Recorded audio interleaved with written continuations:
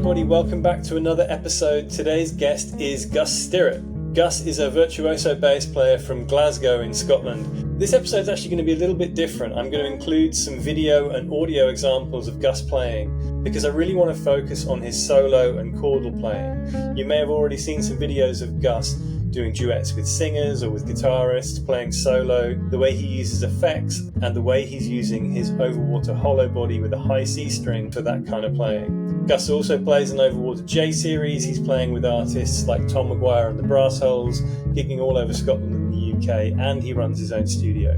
Gus has got a lot of great things to say in this one. I hope you're really going to enjoy it and enjoy the new format with those audio examples. Check it out. See you on the other side.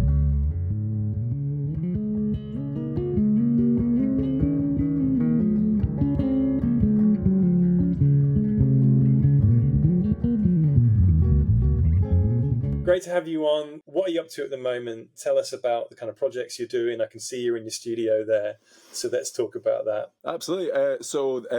My time is pretty split between being in the studio here in Glasgow. It's called Solas Sound, and I'm also playing with a bunch of different bands here and there around Glasgow, Scotland, and sort of find myself around the UK and sometimes a bit further beyond as well, which is nice. I think my time is pretty split equally between producing in here. I work a lot with the folk scene here, the pop and rock scene, a lot with the jazz scene especially.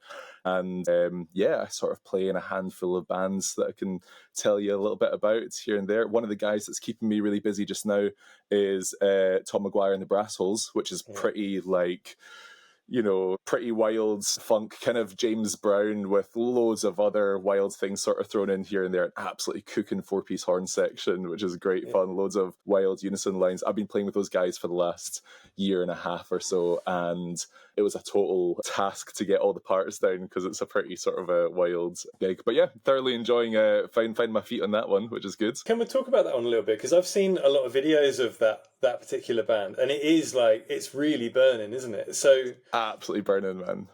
Are you coming up with the bass lines yourself on that, or you inherited it from someone else, so you were learning it, or how is that approached? Is it arranged, or are you kind of quite off the cuff? Yeah, it's a combination actually. So I'm new in the band. I've been doing it, as I say, for the last year and a half or so. So learning all the previous rep. There's another couple of bass players before me, both absolutely outstanding players. So learning their feel and their vibe was definitely, sort of studying the records and also trying to make it a little bit my own as well. So a lot of the older rep, I was definitely learning a lot of that. It's the most thoroughly arranged music that I've ever played that's not written out at all. So many of the bands that I'm playing with, it's got composers, it's got guys writing the music, and you're sort of either reading it on the gig itself or trying to make it an actual show. And yes, charts are going out, but maybe you're getting it, down. That's not how this band works, and I love it. It's great. It's kind of, it feels almost function band style. Listening to the audio and trying to get your fingers around it, learn all the pieces, except that the parts are absolutely wild, and you hop into a rehearsal room with them and the guys are like, oh yeah, but actually at that verse we do this instead of that, and at that verse instead, but do the second version of it and then repeat it again, like trying to learn it. The new album that we have just brought out is absolutely excellent. We'd highly recommend checking it out. Tom McGuire and the Brassholes, you'll find them on Spotify and so on. I played a much bigger part in obviously making my own sound on that because all the material is new.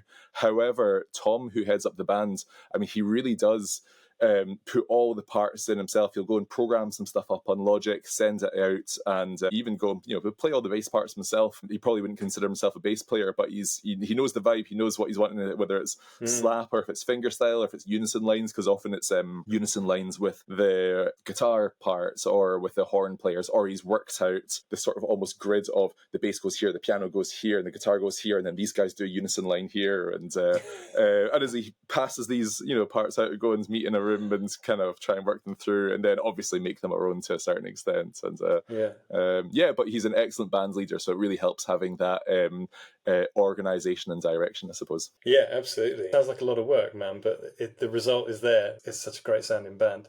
Oh, thanks, man. Did you record the record at your studio, or did you do it somewhere else? Yeah, we did it here. We're there are lots of great studios in Scotland, lots of great studios all over the place. That when it came to doing this one, I sort of cared so much about the sound and about the vibe that there's very few other studios or places that I particularly want to send music to or bring music to, where I can't have all the... It's not that I need to have the control necessarily, but I was quite excited to get my teeth into it, to be honest. So Tom's got all these amazing songs. We're sort of gigging them, running them, and chatted to him about doing it in here. I actually recorded the last 2 albums as well before I was in the band. So when they found themselves in a situation of needing someone to take on some gigs last year, and they asked if I'd do it, I already, had a lot of the music in my head, otherwise having recorded it and having mixed a lot of it in the past. And yeah, I suppose playing in the band and also recording it is a totally different set of challenges, but really exciting. Yeah. So yeah, we did it in here over the course of last year, and it got released a couple of weeks ago or so. So it's quite exciting. Okay.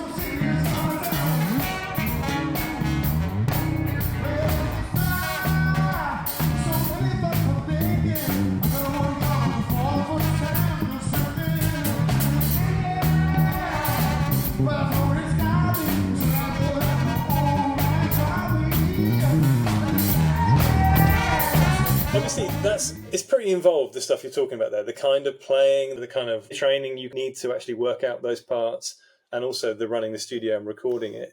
Where did you study? Where did you pick up those skills?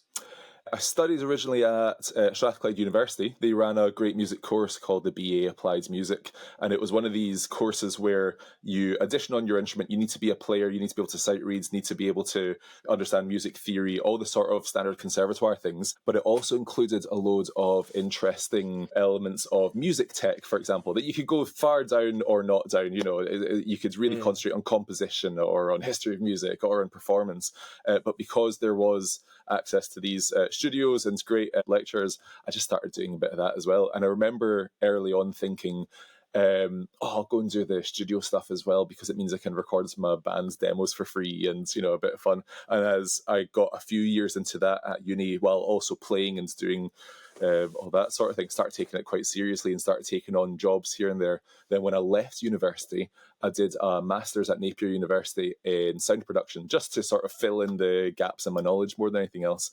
And it was while I was doing the master's there, a 2-year master's, that this place, the opportunity to take over this place came up as well. So in the last sort of 6 months of doing my master's, I started moving into here and still doing the exact same thing, the mix of gigging, playing, touring, but also booking in, recording albums, singles, EPs, and keeping these sort of things quite nicely mixed. It's an interesting one because the gigs and tours, they tend to be booked in 6 months in advance, sometimes 9 months in advance, and obviously potentially even further, a year in advance. And the studio tends to be pretty fully booked at least a couple of months in advance, maybe 3 months in advance, thereabouts. So it means that I've usually got gigs and tours booked in diary, and then all the gaps end up being picked, filled with jobs that I've got in here. It's interesting because most gigs, it's are you available for this date, it's at this time, and all that sort of thing. Whereas the studio, I'm the one that's given my availability, and it's so unusual as a musician to find that situation where actually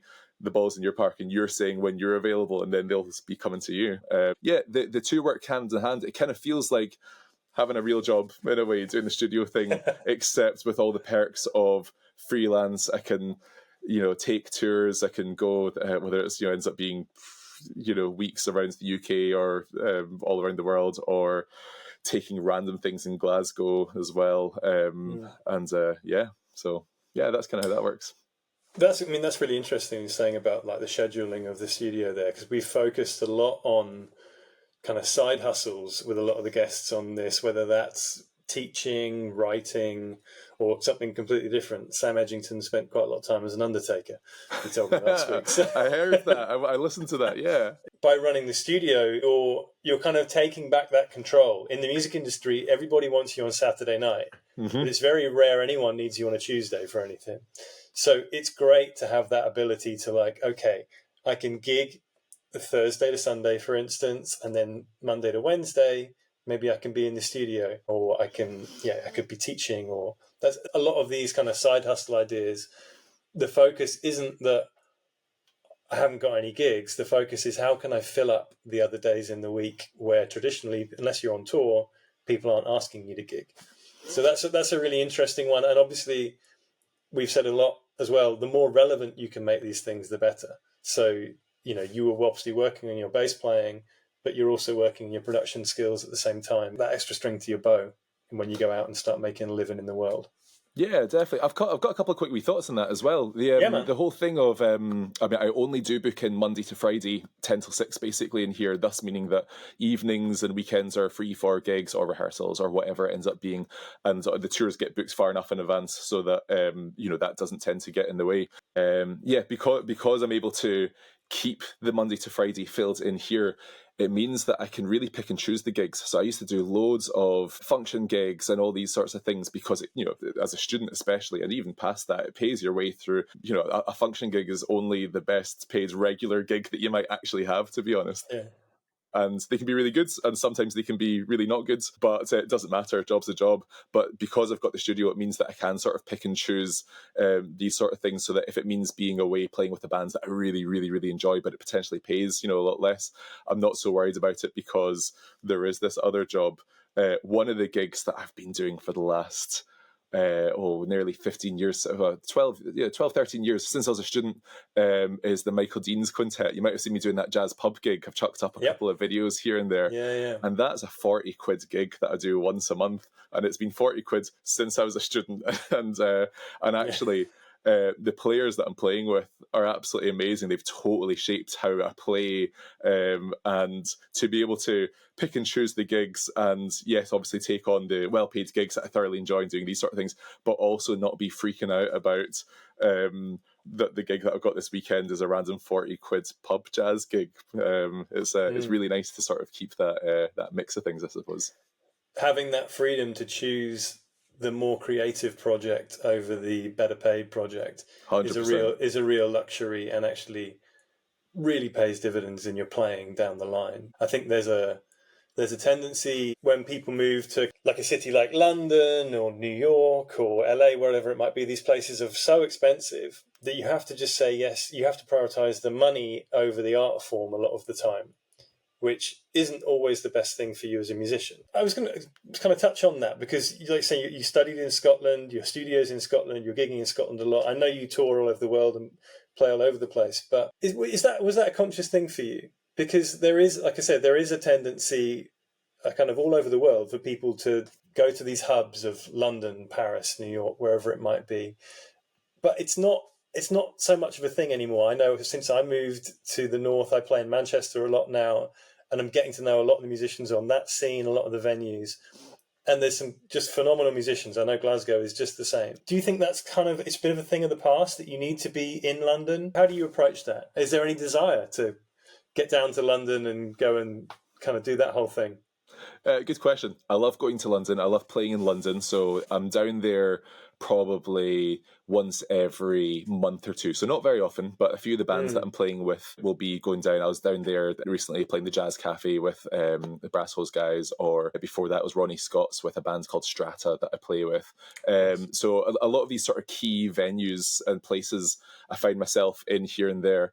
And whenever I'm down and I'm sort of staying with or hanging out with guys, potentially, from Scotland who have moved down to there, and I see what they're up to and they're running that rat race. And don't get me wrong, the opportunities look amazing. They look absolutely great. And also I see what's going up here in Scotland with an incredible folk scene, an incredible jazz scene, incredible, the array of different musicians. And I'm already, absolutely crammed up here. Don't quite fancy, sort of leaving all that from here and attempting to do it all in London. I think because there was always opportunities up here for me, and I've continued to, go further down that line while still getting an opportunity to play elsewhere. The folk music that, I'm involved in up here, find myself regularly in Germany, Denmark. I was just in Holland a couple of weeks ago there, and that's all music that is absolutely based here in Scotland and takes me all around the world. I did a 2-week tour in China with a Gaelic singer called Joy Dunlop. Yeah. Which was absolutely great. I was in Kenya playing with a band called Lauren Collier Band. She's an amazing fiddle player who sings as well. Once again, that's folk music. There's a band called Manran that I dep with quite regularly who have just played Carnegie Hall and sold out the place in New York. And that's all homegrown, that's all here. And that's just the folk music scene. And then when you think about the jazz scene that is here as well, oh my goodness, some incredible artists coming out. I don't know if you checked out Corto Alto. Liam Shortall's a good friend of mine. He just had a Mercury Prize nomination for his album. And that was also recorded in here in this studio. There's no shortage of excellent music and opportunities up here. So I think just because of that, I've just continued to stick about up here, and it still takes me around the world, which is nice. I also have just had a kid, which is really exciting. Her name is Mackie. She's 3 months, and she's this little cute potato thing that smiles at you, and she comes into the studio and looks at all the lights and all the instruments just get passed around folks. And yeah, I feel quite settled here, I suppose. So I suppose that's why I've not necessarily tried to jump into the whole London thing. Good for you, man. It's obviously working out really well for you, and I mean, particularly like you're talking about the folk scene there and the places it's taking you and the other artists on that scene is phenomenal. It really is completely international scene, kind of coming out of Glasgow, and it's fantastic to see. And I think that would be really inspiring for a lot of the people who listen to this or watch this, who don't necessarily live or have any desire to live in a place like London. Because, I mean, I was there for 20 years and I loved it and I hated it at times as well, because it is a rough place to be. I'm very happy here in the Lake District now with my family. So, yeah, it's a really great perspective to hear, because a lot of the guys, just because of, we have the connections Overwater have with the West End or with like the kind of pop scene from London, a lot of the guys have been from London that we've had on. So it's great to have yourself on and talking about how healthy and how much that scene is thriving.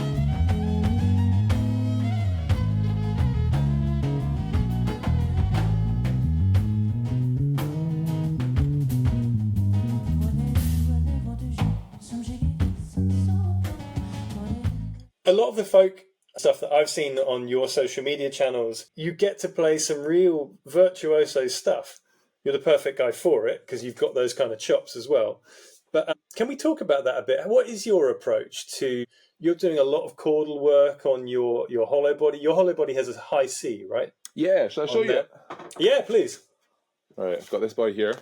Chris and Martin worked very, very hard on this. I actually sometimes wonder if they regretted taking it on, because I sort of suggested such odd specs here, that just sizes and all these sorts of things, and Chris is saying, I'm going to need to redraw the body to make it sort of fit better on the scale length. He's like, all these sorts of things. And when it came out, it's amazing. I'm like, Chris, you're legends. Martin, you're legends. They're absolutely great. Yeah, they're pretty good at what they do. So I remember actually, so this is it's a slightly shorter scale than they would normally be, isn't it? It is. Let me just find my... there you go, I'll plug into there. It is a 33-inch scale. Nice. So I emailed Chris with a couple of videos and a couple of ideas of some of the chordal stuff. I was playing... I don't have it here. I play an Adamovic bass as well, which I've not played really since I got this, because I built it to very similar specs, except the Adamovic bass wasn't quite made to... Well, it wasn't made for me. And there's a few things I didn't really like. The pickup placement, for example. There's a few sort of additional things that I had issues with it that I basically came to Chris and said, doing a lot of chordal and melodic playing, I would love to talk to you about your Hollowbody, because it looks really interesting. It's have you got any videos? Have you got anything that you can show me about it? And he's like, I've got very little in the way of videos online of these sorts of things, this specific instrument, because it is new. If you're at all interested in it, then we'd love to build you one, and you can sort of do some videos or share some stuff about it, and then it means that we can kind of get the word out about it.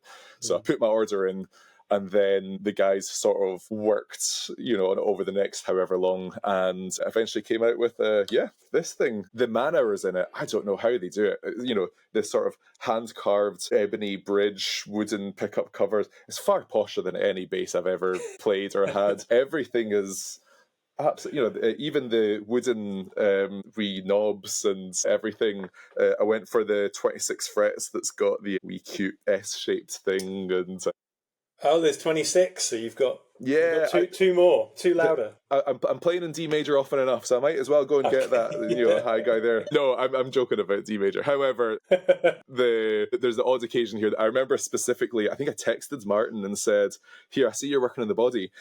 can you make sure that you cut this bit out enough so that I can sort of play around to there? I want to make sure that's nice and playable. And he sent me a message with, yep, done it. And he's gone in like, beautifully hacked away at all the wood there to make sure it's like, that's about as far as I can get. I'm like, legend, good guy. But yeah, your question was about chordal playing and melodic playing and all that sort of stuff.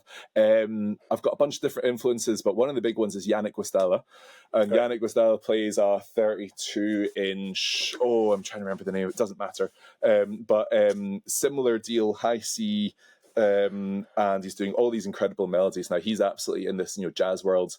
The jazz thing is great. I absolutely love jazz myself and love playing all sorts of types of jazz. But because I'm playing so much folk music as well, I kind of wanted to find some sort of way of having a sort of Scottish influence on that jazz sort of thing from bass, whether it's sort of playing melodies.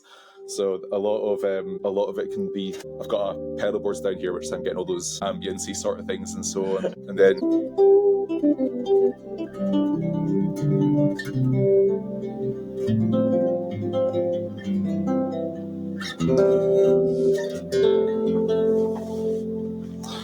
so be able to hold chords.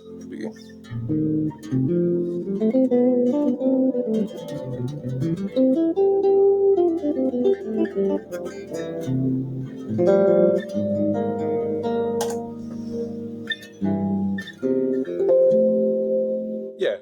So seeing what Yannick Wistala is up to, but trying to take some more of those sort of melodies and all these sort of things that are playing up here. So if it's a fiddle player, if it's Lauren Collier, for example, I'll try and either do certain things in unison with her, or I will end up finding myself, I love playing in bands that don't have piano players because you can play around with the harmony so much more. A lot of folk music, guitarists are playing 3-note chords or 4-note. It really is. It's about the rhythm, and it's really, really, really loose therefore, and obviously you get your full dad's-gad sounds as well, but when guitarists are sort of playing around, I've got all the power to change the chords. I can sort of influence whether it's chordal stuff or changing things here and there.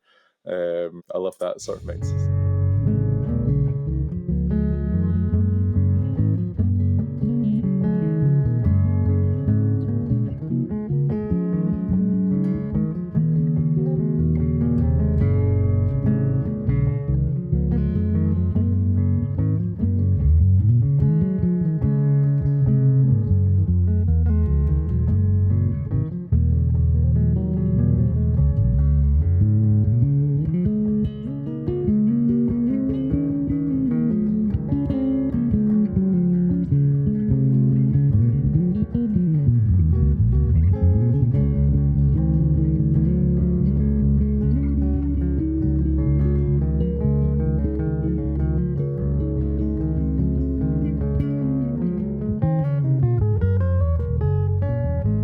Do you have a piano background or a guitar background, or you've just done that on bass?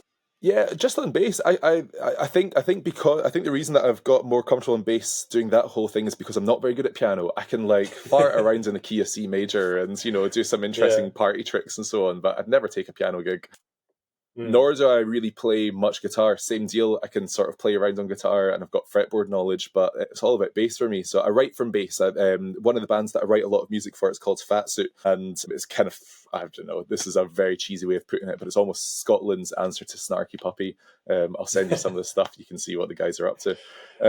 But all the music that I'm writing for that, it will all come from a sort of place of trying to get chords. I learned bass originally from a guy called, did you know Kevin Glasgow? Did you ever see him down in London? 6-string player. I learned from him originally, and I was absolutely blown away by all of his chordal knowledge, all of his incredible melodies and his tapping stuff and all these sorts of things. And he was teaching me jazz at the time, and just sort of finding my way around different chord voicings, whether it's sort of finding, I remember him showing me, trying to get that sharp 11 there that he's getting. Oh, okay, you're barring the sharp 11 with your first,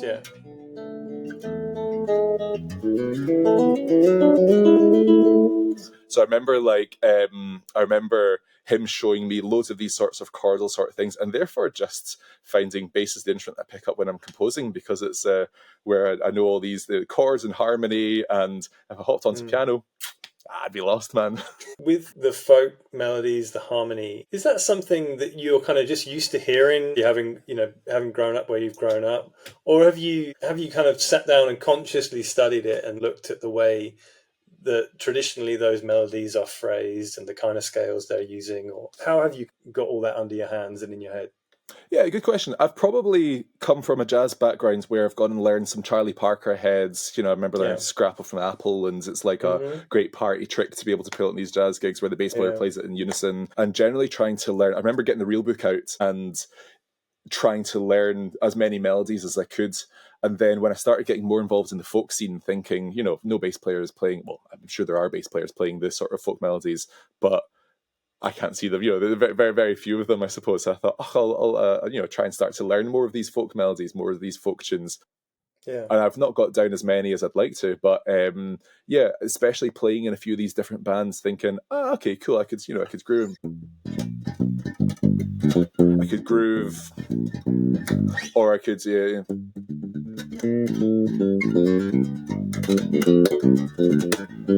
try and get sort of whatever sort of melodies and so on down. Did that. There's a bass player up here called Ross Saunders who plays in the who originally played in a band called Man Ran. He's no longer with the band anymore. I remember listening to his playing when I was depping for them, and he's going and playing all these wild faster. He's playing reels that are at 130 BPMs. And he's going and playing all unison on the bass, thinking, "Oh my goodness, this guy's amazing."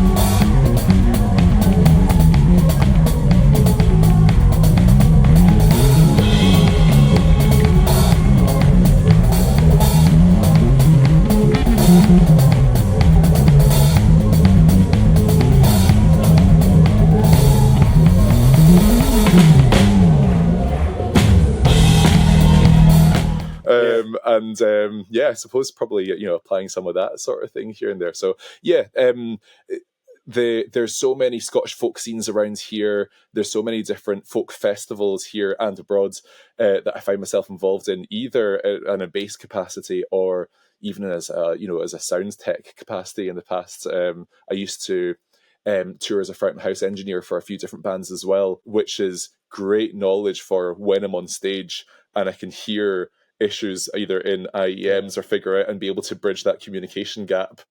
Cool, right? The reason that sounds absolutely wild is because the fiddle's not high passed and it's far too compressed. So it's feeding back into being able to immediately identify all these sorts of things. But because I found myself at a lot of these folk festivals as well, I probably ended up picking up more melodies, just trying to learn them, I suppose, and trying to fit in a bit more of that scene.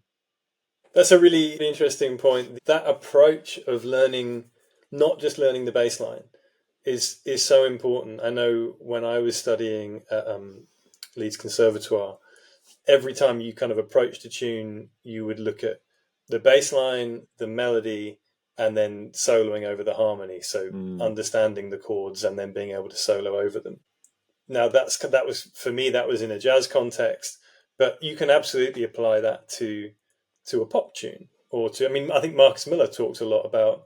He learned a lot of Luther Vandross's melodies, and that influenced the way he phrases and the way he plays melodies on his bass. And obviously, with you listening to folk music and then taking the same approach, can I play the chords? Can I play the melody? There's more to it. You don't have to just play the bass line just because it's the bass, do you? 100%, absolutely. And it makes for some phenomenal music. It really works, and particularly on an instrument like you have there, it sounds out so well. What's on the pedal board? What's below you? Because I know people are going to ask. They heard you kind of holding those swelling chords underneath. So how are you doing that? Shall I film it so that I can send you a video of it? Does that make sense? Yes, please. I can't move that. Right. Okay. Okay. Right here. Do you like my nice phone case? By the way, I got this in China. Let's see if that's it's lovely. That someone. Cats. It's just random cats. Someone gifted it to me, and it's ended up being. Anyways, hence that. Nice. Yeah. Let me show you. Okay. Right. I'm going to film this. There you go. You can see. Hello. Okay. Perfect. Right. So I'm running. You'll see all this later, Dan. This is the pedal boards just now. I'm going to change it around eventually, but a lot of the sounds that I'm getting are from the HX stump, from the Line 6 HX stump. So that's doing some of the reverb, some of the drivey sort of things. I used to run a load of different, in fact, I'll show you a sort of rack of pedals that I've got in the studio as well. I'll send you all this. And I used to have a massive pedal board, feels like the size of my bed, as I sort of played around with loads of different sounds, trying to create synthy sounds, make drivey sounds, and all this ambient sort of things. And then I got the HX Stomp just to sort of collapse my pedal boards down a little bit and get a little bit a bit more of a travelable thing. And it's amazing. I remember listening to the drives on it and thinking, oh, this is so digital, this is so rubbish, you know, I'm going to need to leave my dark glass B7K on it so I can get these big drivey sounds. So I did. I popped it on, went to a gig. I was like, okay, well, I'll obviously use the real pedal rather than the clone as the thing. Put the Line 6.1, most digital thing in the world, absolutely terrible. And then I put the B7K on the real one. I was like, oh my goodness, it sounds identical. That's absolutely, I just assumed, I was like, right, the B7K is now on the wall and just gets used on certain studio jobs here and there. But that was definitely so the HX Stomp is doing a lot of the heavy lifting. Which is good. I've got a couple of extra switches on it to give me more opportunities here and there. A lot of my swell stuff is coming from a combination of volume pedal with reverbs, and then I'm holding it using the freeze. I wish I had a film stand and I could show you that. I've also got the Cali 76, which is doing my compression at the front end there. I've got nice. the Tim LaFay Octaver, the Octavre, whatever you want to call it, or whatever. Yeah. I've got a couple of them. I've got the Mark II, which I absolutely love. I had that for years and years and years. I think before it was cool, and then they're now on reverb for thousands of pounds, which is absolutely wild. Yeah. And then I want something smaller, so I managed to get one of the guy who makes them. He sends an email out saying, I'm going to sell them at 11:30 at night, you know, this time. And then within 2 minutes, they're all sold out, all 300 of them. I managed to get one of them recently, so that's I'll show you what he's doing. That's the sort of where I'm getting all the sort of bigger, synthier sounds.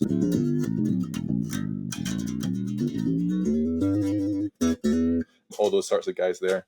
Mm-hmm. Let's see. Yeah, so that's a lot of the sort of pedal setup. I'll show you that sort of swell stuff that I'm doing. I'm not going to be able to put my phone in a sensible place, unfortunately, but maybe I'll send you a video of this later on. You can use it or not. But basically what I'm doing is I am putting I've got a couple of reverbs on. The Driving Cloudburst is what's doing all that stringy sort of stuff. And I'm just like playing a chord.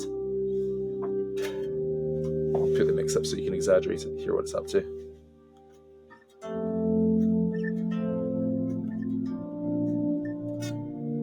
And I'm sort of playing a chord, swelling in with my volume pedal, and then grabbing it with the freeze pedal. And then before playing the next chord, then letting go of the freeze pedal, playing the chord, swelling in on the chord, and then holding that. So yeah, you look very calm for all the footwork that's going on. I would never have known. It's a party trick that I've been doing for years for all these bands that I'm not playing with piano players. Yeah. And then it means that, as I say, I can sort of hold these chords.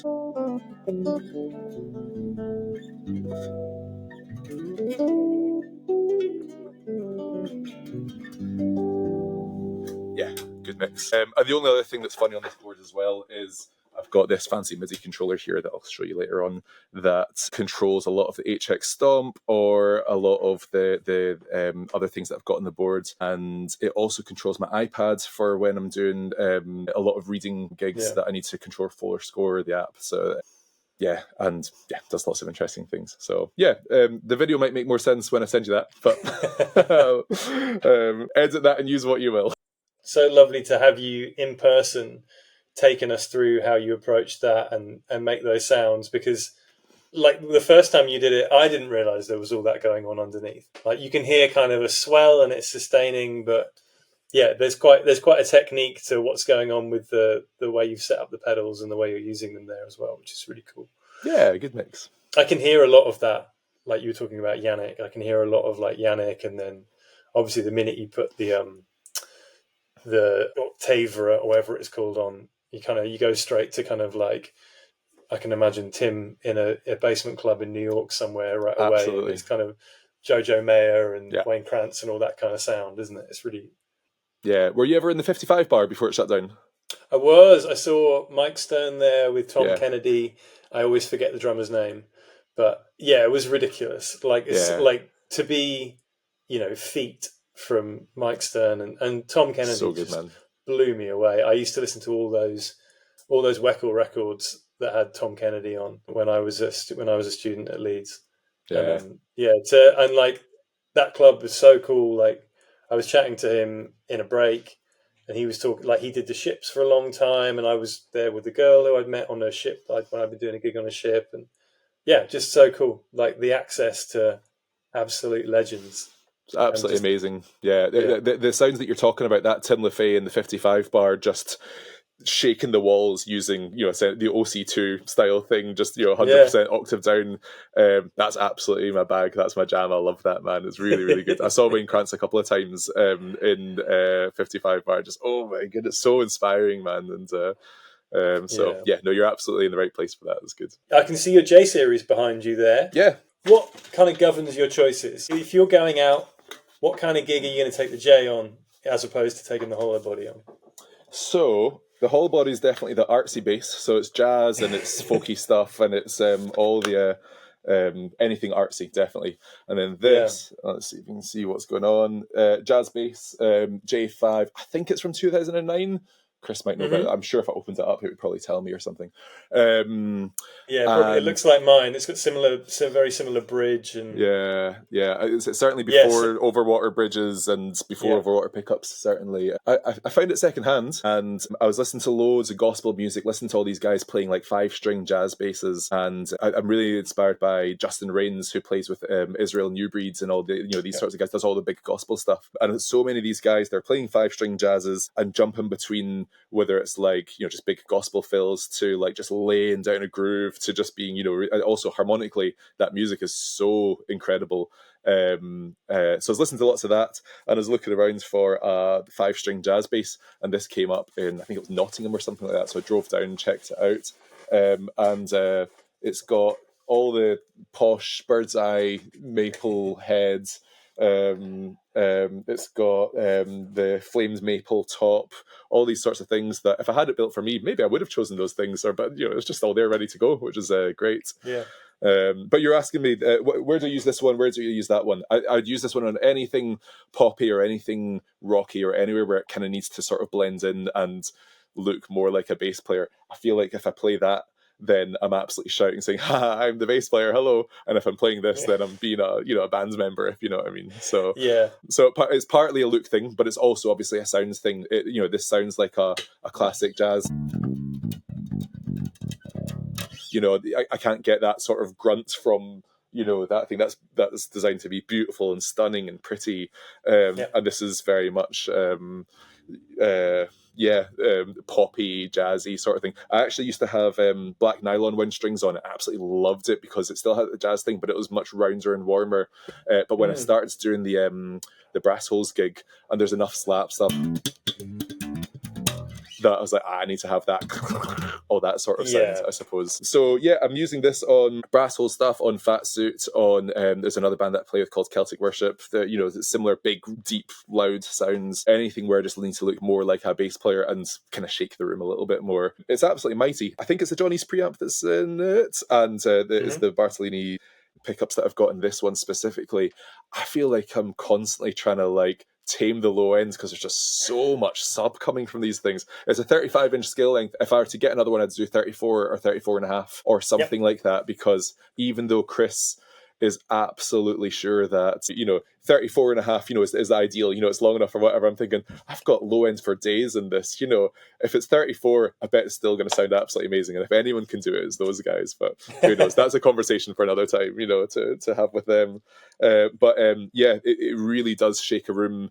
I find I'm high passing on. There's a Noble DI emulation on that HX Stomp that I often go to, that actually it makes drives sounds great. It does a lot of good things, and I find that I constantly leave that on in order to actually just tame the low ends, and it still shakes a room, man. It's still pretty wild. Amazing bass, love it. Yeah, we were talking before I hit record actually about that one. And so Overwater this is obviously nearly 20 years old, this bass now, much like mine, very similar era to my J series. So in the last year or so, we've been modelling pickups like the Bartolinis you have in there, Damasio's, these kind of high output pickups. and we've wound our own now in the UK, and they sound very, very similar to these kinds of pickups. So we're really excited to get them out into the world. Hopefully, we're going to start selling them individually from the actual instrument, so you'll be able to get your hands on a set of pickups Amazing. in the web shop. So yeah, you can just tweak a little bit more. There's more options on pickups than we have been doing traditionally. It's a really exciting development that we're going to be Amazing. getting That'd into be the great. workshops soon. It's one of the bits that I think when people are thinking and fantasizing about their dream bass, their custom bass, it's one of the things people really want to get into the weeds on. So it's nice to have different options. And if people want to come up to the workshop in Carlisle, then we can wire up a few different things for them, and they can check out how the different pickups sound in the same instrument.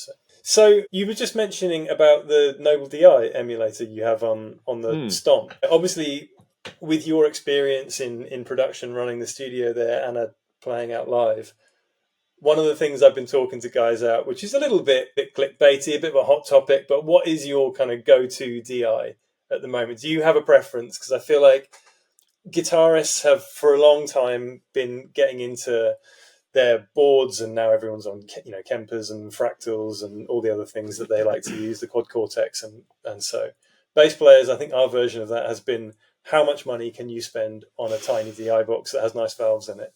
So do you have a preference? What are you using in the studio, and what do you choose to use live? I've got a whole mix of things here in the studio, and they sound great. And they do. I've got 4 Neve 1073 preamps with the Nice. EQ in, because it's a studio and I'm putting vocals through it, I'm putting everything through it or whatever. So I plug a bass in, sounds great. Those old school Focusrite ISAs, the old big tube guys, they're absolutely excellent as well. So these are preamps that I'm talking, not DIs. But I suppose I'm just giving you a bit of a background of the noises that I'm making in here, and therefore how that inspires my live plans, I suppose. I quickly learned that you can get a really nice sounding bass amp sounds, whether you're plugging into a great big Ampeg stack with these massive tubes in them, or I gigged with a Mark bass rig for a long time. I'm currently using Aguilar stuff for live, and you'd get these really nice amp sounds, and then you'd hear it either recorded afterwards and be like, oh, that's really uninspiring, or you'd hear it, what's actually coming out. Sometimes I've got an amp, and then I'll hear, bass be fed into a monitor, so they're hearing what's either going to the DI or how it's been mic'd up, and it's the most uninspiring thing sometimes. I think so. Quite early on, I decided, you know what, I don't want to be just a DI guy. However, I want to make sure that whatever the sounds that I'm putting out of a DI absolutely complements the instrument, complements the playing, and inspires how I'm playing. If I've got a really, really bright sounds coming out the front house, then I'm going to be wary of making lots of those, noises, for example. So when I'm DIing, I've got a couple of radial JDIs, the passive radial preamps that are good. They're fairly transparent, which is excellent.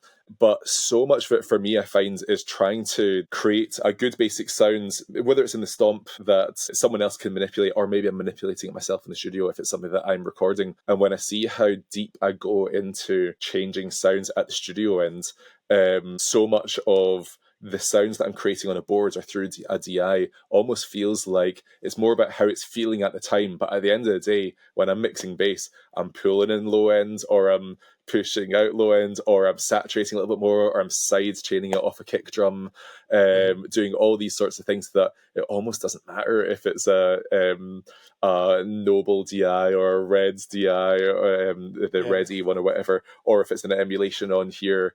That conversation that I had with you about when I used the B7K that's built into the Stomp and also the real one, and realize, oh my goodness, they're the same. I feel similar about some of these sort of DI emulations whenever I've sort of A-B'd them here and there. Don't get me wrong, I'd absolutely love to have a Noble, I'd love to have a Reds DI, a Ready, whatever it's called. And at the same time, I'm quite happy not to have that footprint. And I'm kind of trying to keep things sort of chill. And also, so much of what I do is in stereo. So I'd be getting 2 of them, man. And that's, that's double the price. So if I can get good sounds and in there and send out and at least know what I'm putting out, then that suits me better. So yeah. Do you think that's because you're aware of, I mean, obviously in your own studio, but also what a front of house engineer is going to do with a bass sound? They're going to be adding a certain amount of processing to it their end anyway. Like, I often think about this when a lot of us bass players now have quite intricate pedal boards, and we're all thinking, you were talking about, you've got the Cali 76 on your board, and a lot of us are running, compression as a minimum, and we've got a valve DI and blah, blah, blah. But when it goes to the front of house, he's going to put compression on it as well. Unless you've had that conversation already and said, look, I'm doing this here, they're automatically going to have compression on the bass. And so are you thinking about it from that point of view, like, as long as I give a clean, honest representation of my sound, they're going to be then putting some bits on their end anyway, so it doesn't really make a lot of odds what I do here? Yeah, I think that definitely does inspire kind of what I'm doing. As a front house engineer, I remember touring with bands, and you'd have bass players turning up with incredible rigs, and it would, they might change every now and again, and this sounds, that sounds. And part of it is what you're saying about a front house engineer is going to put compression on it anyway, and a front house engineer is going to EQ it, whatever. But there's more than just that. There's the room, and that actually plays a way bigger part as well. Depends on the type of music, but I've been in the situation where I'm doing front of house in maybe a 2,000 capacity venue like the Barrowlands in Glasgow, for example. And at the end of the day, the bass needs to sound absolutely excellent, but you're putting a fader up. It's going through potentially 20 18-inch subs and a line array tops, filling this room.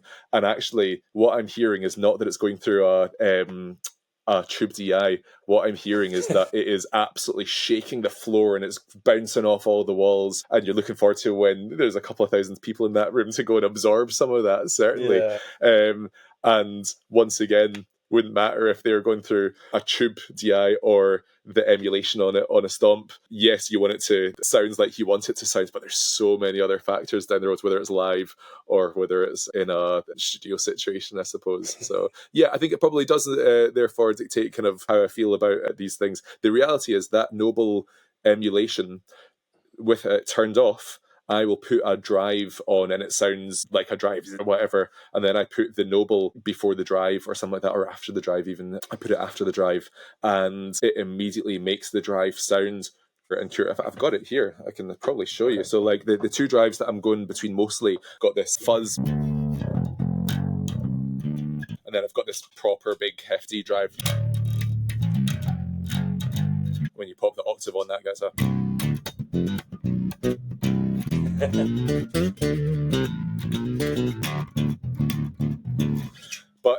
if I take that drive, let's see how quickly I can do this, and then it'll show you what I'm talking about. I'll turn that Noble off and on, so it's called the Regal bass DI on this. So this is that same drive. I've got the normal sounds with the DI, which is constantly on, and then I will put that DI emulation off. And it's just a little bit more digitally, a little bit more minging. Maybe you're listening to the other and think they sound the exact same, but I hear a massive difference. And then let's pop them back on. Just a bit smoother, a bit crunchier. It does a bit of, a few other things. And then if I bypass it all completely, and with none of that DI, none of that sort of thing, it's it's great. It's good overwatery sounds. It's a little bit nasal the way I've got it set up just now, but I love that sort of emulation just to give me a bit more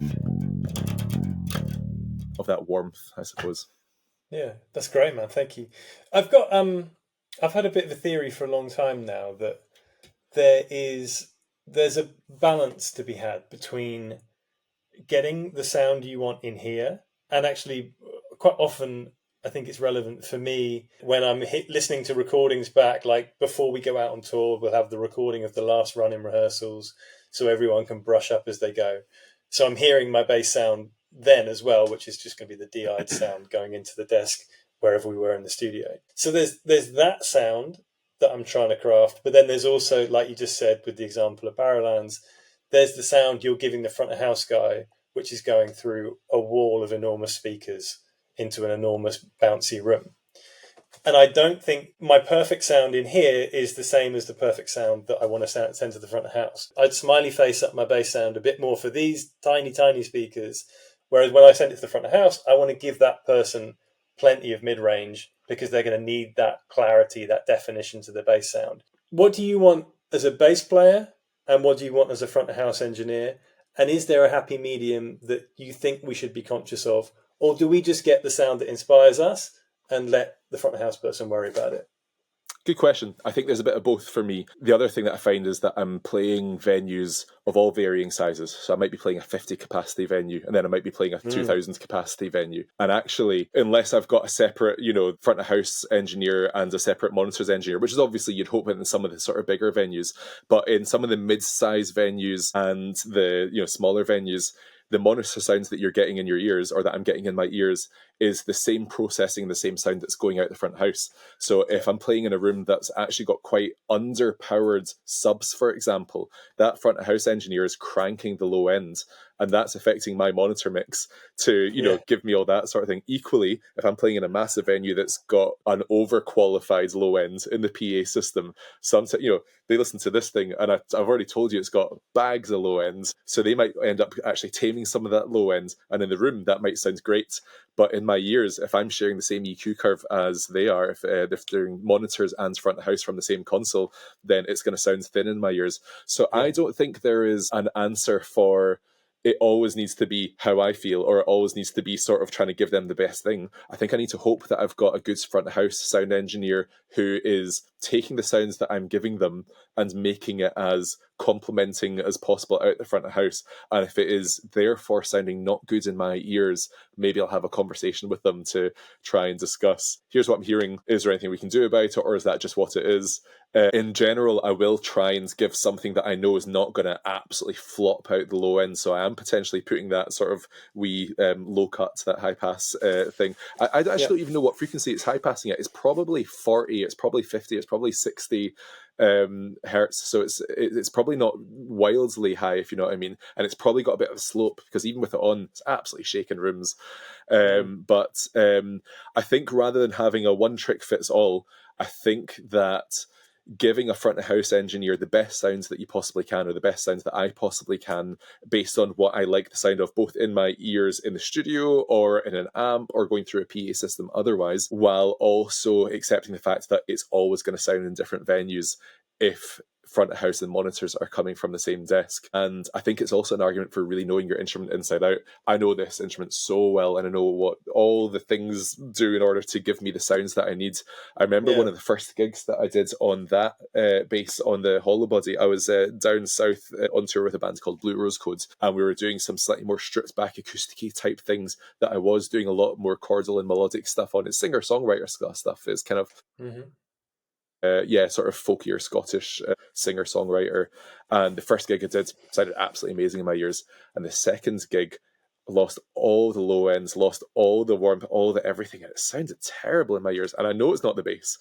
And I went to the sound engineer and sort of, discussed it. And it was really easy to have this conversation because I knew exactly, as a front of house engineer, what it was that I think he had been doing. I said, I'm really struggling in my ears, and I can't tell if it's because it's a new bass that I've got. I was just being polite. I knew it wasn't the bass. I can't tell if it's the new bass that I'm just not used to yet, or if it's something else. Here's what I'm hearing. Can we do something? And sure enough, it was in a room that had massive subs. It was so full sounding. And therefore, he had just scooped a load of low ends out because that instrument's putting out enough. And we ended up, it was a very, very quick process, splitting the channel. So he had a fader for front house and a fader for my monitor, and EQ'd them differently so that one suited the front house and one suited my monitor. And then suddenly, and it wasn't even a diva moment, it was like, I can't play like this because all I'm hearing is this clattery mess. And I'm trying to do these, great big, beautiful warm chords, and I'm not getting that. But he was able to change it around fairly quickly, which is good. Okay, fantastic. So communication is really the key in your book. Every room, every night could be a different story. So don't just think like, I need to add mid-range, or there's not one kind of thing you need to do. I don't need to roll off the bottom end, or talk about it every night. Use your ears, use your experience, and communicate with that engineer so you're getting the best sound you both can. Yeah, 100%. I think that's definitely the key. Great. Good advice, man. I like that. All right, then. So finally, we're going to do your Mount Rushmore of bass. I have looked it up. There's 4 of them. So we already talked about Yannick, so maybe he's on there. But who are the 4 bass players who've influenced you the most coming up and you still listen to this day? Yeah, I hope I don't miss anyone obvious, or I hope I don't sort of jump around one. Because Sam Edgington did 8 in the end. So, did he actually? Just my have goodness. at it, man. Whatever. Well, you know what? So growing up, I was really super obvious one. I was super influenced by Jacko. And when you think about what he's up to, he is doing melodies, and he's doing all these, and he's doing reverbs, and he's doing chorus, and all these sorts of things that that I'm interested in as well. I remember working so hard to learn, Portrait of Tracy, trying to figure out, I think it was on maybe 15 or something like that, and trying to work out how on earth is he getting those sounds. So, it's before the days of YouTube and before the days of watching someone do it, and you can kind of watch these videos of him doing it here and there. That one. Yeah. Oh, yeah. That one. Yeah, that's I can't even remember. That's definitely how I learned this sort of area of harmonics and stuff, was learning that. So yeah, that was obviously super influential. I remember also, once again, really young, finding Victor Wooten and seeing him do all this cool double thumps. He's got the whole bag. He's got slap bass, he's got finger style, he's got the tapping thing. He's like, and he smiles. He's cool. He's dancing away. I remember being super influenced by that.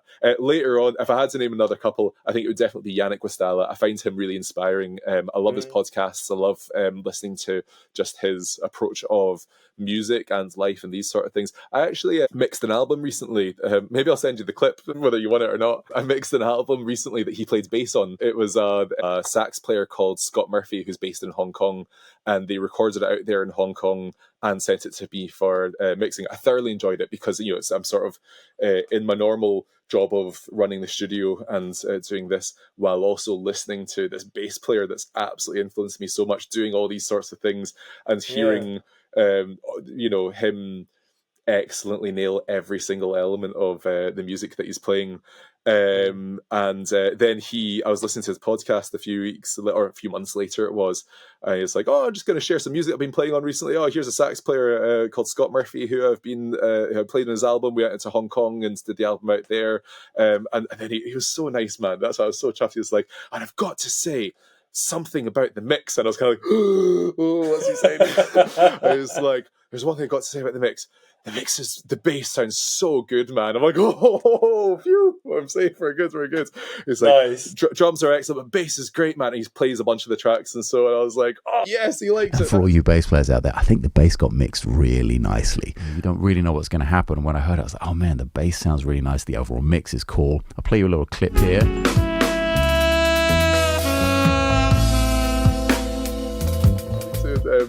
Need to go and message him and get him into the studio in Glasgow next time he's in Scotland and hang out. So he's a total hero of mine. He can record it here for free whenever he wants. So who knows? I'll drop him a message and let him know that. We're going to send him this. We're going to make it happen. Let's do it. Absolutely. And then, you know what? I think a fourth one, Tim LaFay. We were talking about him with the octave stuff.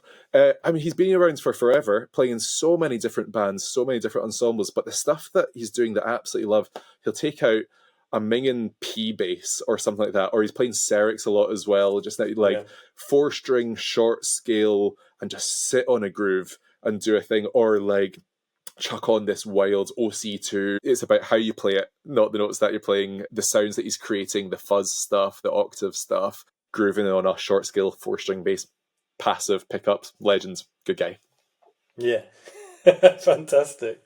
Brilliant, man. 4 great bass players, 4 really cool stories. Thank you so much for your time today, Gus. We really appreciate it. I've been really looking forward to this one. I should say before we go, you are the person playing the intro and the outro music on every podcast. So if you've watched a few of these, it wasn't me. I was too lazy. I just clipped up something of Gus. It sounded great and it stuck. So it's been there ever since. So thank you to Gus for letting us have that. Of course. Mate, thank you for your time today. We'll catch up with you soon. Thanks, Dan. Thanks for having me on.